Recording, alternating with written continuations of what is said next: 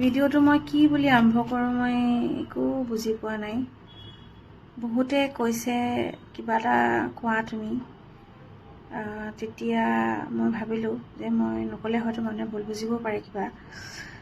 বহুত কিবা কিবি মনত উঠি আছে আৰু ক'বলৈ মন গৈ আছে বহুত কিবা কিবি। আৰু এইকেইদিন কি চিটুৱেশ্যনত আছোঁ সেইটো বুজি পাইছেই সকলোৱে, আৰু প্ৰত্যেকৰে হয়তো মোৰ নিচিনা একে চিটুৱেশ্যন হৈছে। কিন্তু দাদাক 11.5 বছৰ লগ পালোঁ মই।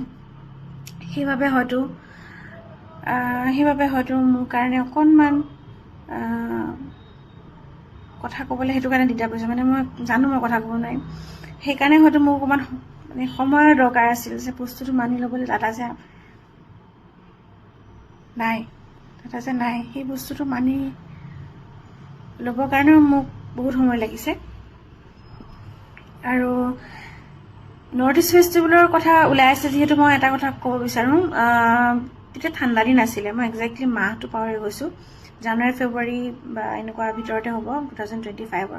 সকলোৱে গম পায় মই দাদাৰ লগত 2014 মই 4 জুলাই দিনাখন দাদাক লগ পাইছিলোঁ মই 2014। আৰু সেই তেতিয়াৰ পৰা দাদাৰ লগত এনেকুৱা এটা ৰিলেশ্যনশ্বিপ এটা হৈছিলে য'ত মানে দাদাই নিজৰ কথা মোৰ লগত শ্বেয়াৰ কৰিছিলে। আৰু মোৰ কথাবোৰ কওঁতে অলপ খেলি মেলি হৈছে। মানে মই কথাটো ক'ব গৈছোঁ যে মানে এইবোৰ কথা পিছত মোৰ লগত কি ৰিলেশ্যন বা মই কিমান দিন দাদাক লগ পালোঁ এইবোৰ সাধাৰণ কথা, একো নাই। এতিয়া যিহেতু নৰ্থ ইষ্ট ফেষ্টিভেলৰ কথা ওলাই আছে, মাৰ্ঘেৰিটাত শ্ব' আছিলে সেইদিনাখন। আৰু সেই শ্ব'ৰ দিনাখন দাদালৈ মানে ফোন এটা আহিলে। মই আছিলোঁ ওচৰত তেতিয়া।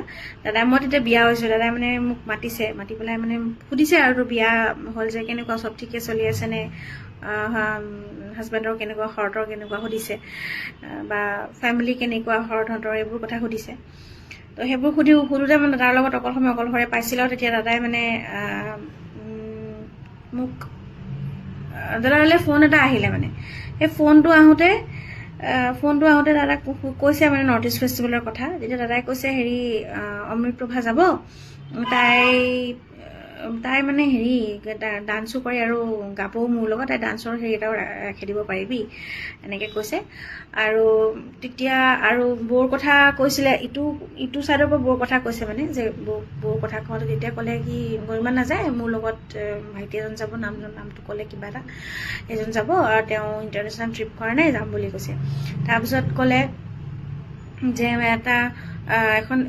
কোনোবা এজনৰ নাম মেনশ্যন কৰিলে যে এটা দ্বীপ আছে হেনো, আমি তাতে যাম।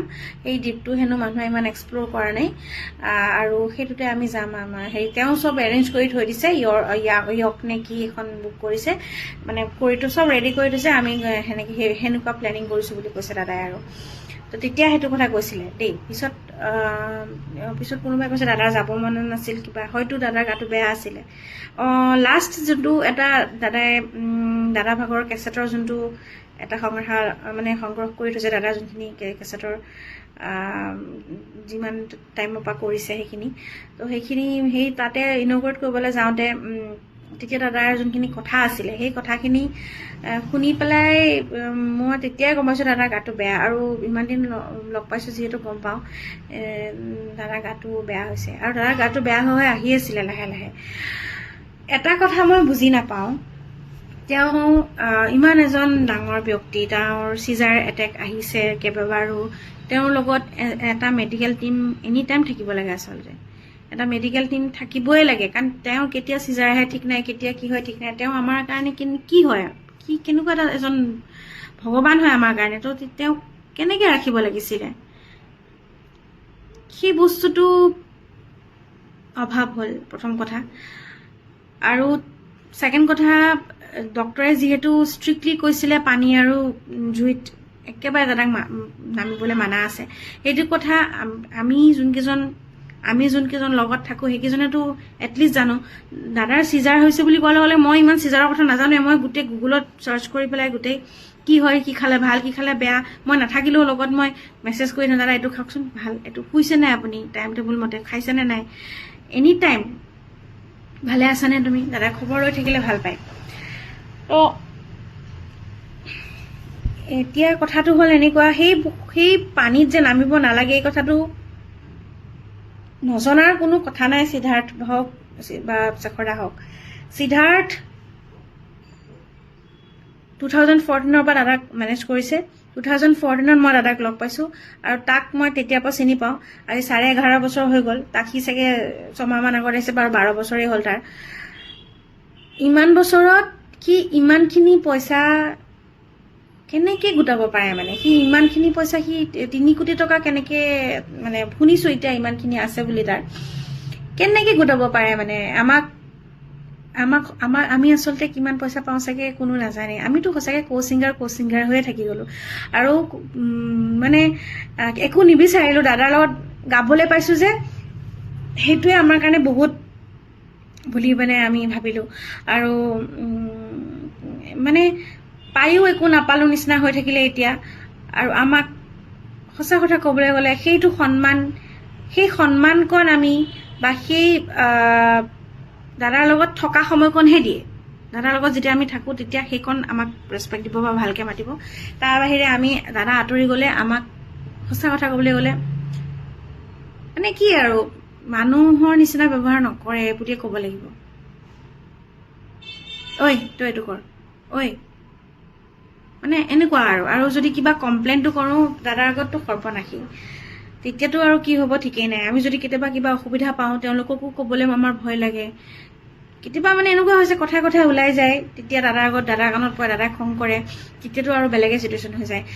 আৰু সেই দাদাই গম পালে কি হ'ব, দাদাই গম পালে মানে বহুত কথা এনেকুৱা জানিছিলোঁ যোনবিলাক কথা দাদাই গম পালে বহুত ডাঙৰ কথা হৈ যাব। আৰু সেইবোৰ কথা হয়তো মানে দাদাই গম নোপোৱাকে গুচি গ'ল। আৰু সেইবোৰ কথা আমি ক'বলৈ ভয় লাগিছিলে।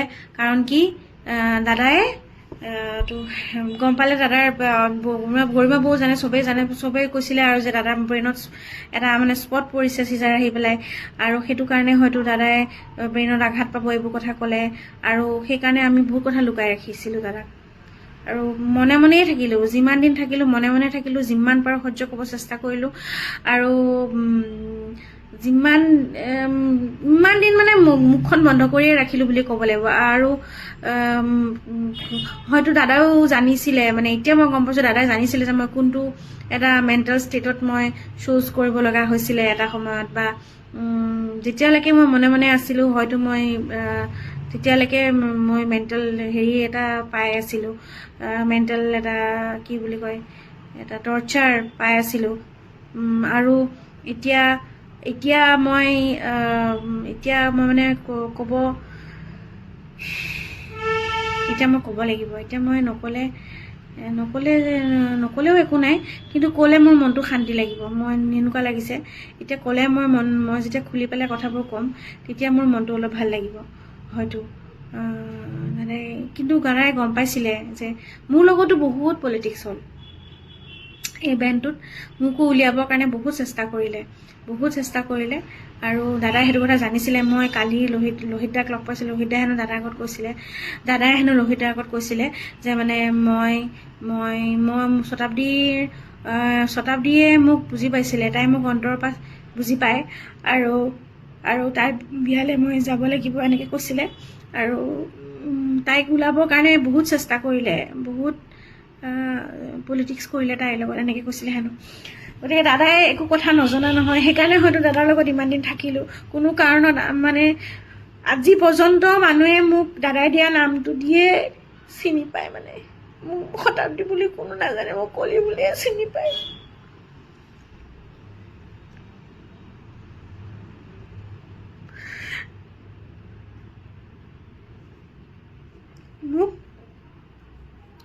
মোক কোনেও চিনি পোৱা নাছিল। দাদাইতো পৰিচয় দিলে মোক, আৰু দাদাই পৰিচয় দিলে, দাদাই নাম দিলে মোক, দাদাই হেৰি কৰিলে মোক, দাদাই ৰাখিলে, দাদাই প্ৰটেক্ট কৰিলে। প্ৰত্যেকটো কোনোবাই কিবা ক'লে দাদাই প্ৰটেক্ট কৰে। তাইৰ মাতটো সৰু, কিয় একো নহয়, তাই এইটো মাততে গাব, তাইৰ মাতটো নহ'লে চেঞ্জ হৈ যাব, বেছি চিঞৰিব নালাগে।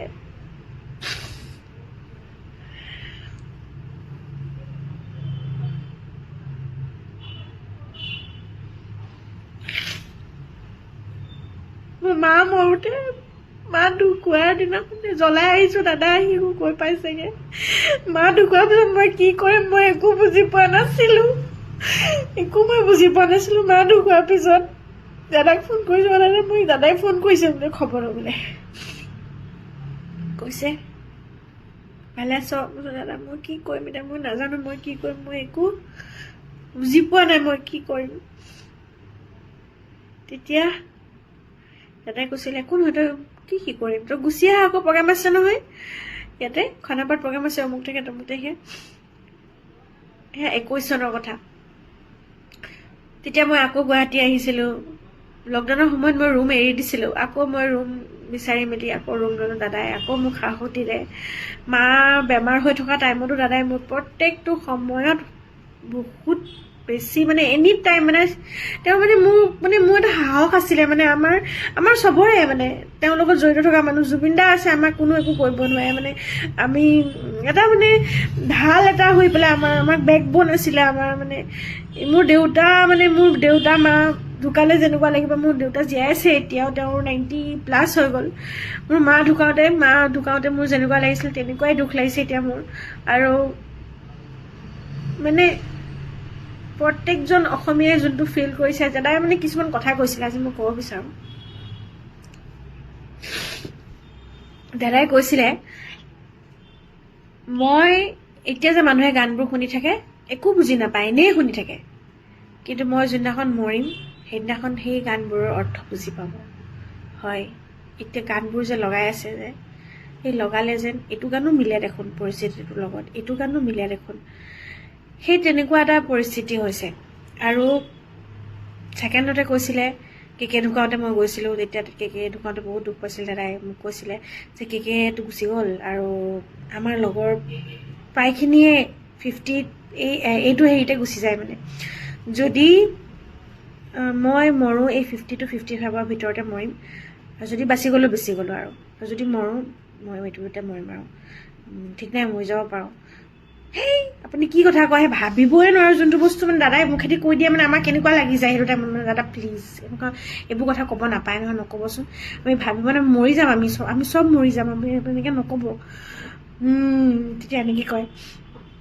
তাৰপিছত ক'ব মই কেতিয়াবা দাদাক বহুত বেয়া কমেণ্ট দিয়ে, আৰু দাদাই যেতিয়া গম পায় মোক এনেকৈ বেয়াকৈ কৈছে, তেতিয়া দাদাই কয় মই এনেকুৱা জেগাত গৈ পেলাই মৰিম,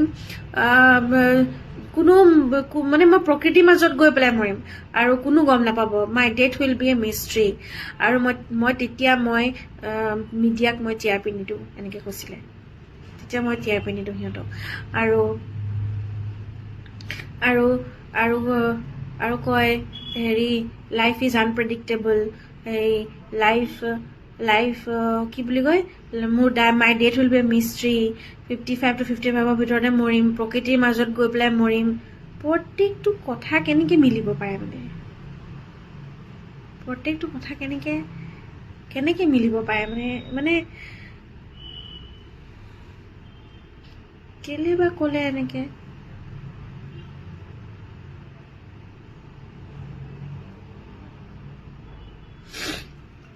বাৰু যি কি নহওক, এতিয়া চবৰে খং উঠি আছে, তদন্ত হ'ব লাগে, আৰু যদি দোষী হয় কোনোবা, দোষীয়ে শাস্তি পাব লাগে, আৰু এইটো যাতে একদম নিকা তদন্ত হওক। মই হিমন্ত বিশ্ব ছাৰক একদম ৰিকুৱেষ্ট কৰিছোঁ, নহ'লে মানুহ মৰি যাব।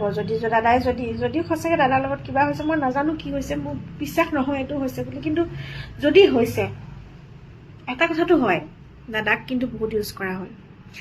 প্ৰথমতেও যেতিয়া NK প্ৰডাকশ্যনত আছিল, তেতিয়া আমাক দাদাই নিজে কয় যে মানে ইউজ কৰিলে মোক বহুত বুলি। আৰু তাৰপিছত দাদাই এনেকৈ এইটো তাৰপিছত মিডিলৰ আণ্ডাৰত আহিলে, তাৰপিছত ঠিকে থাকিলে। আকৌ কিন্তু সিদ্ধাৰ্থৰ কান্ধত যেতিয়া বোজাটো পৰিলে, তেতিয়া সিদ্ধাৰ্থে যেতিয়া চম্ভালিবলৈ ল'লে, তেতিয়া বস্তুবোৰ এনেকুৱা হৈ গ'ল। মোৰ এনেকুৱা অনুভৱ হয়, দাদাই যে আমাক ভাল পায় সেইটো বস্তুটো তেওঁলোকে বেয়া পায়। দাদাই যে আমাক কেয়াৰ কৰে, বা হয়তো তেওঁলোকে ইনচিকিউৰ ফিল কৰে নেকি, মানে তেওঁলোকত কি আমাক বেছি ভাল পায়। হয়, এইটো দাদাই আমাৰ ছোৱালীকেইজনীক বহুত মৰম কৰে, আৰু জ্বলে যায়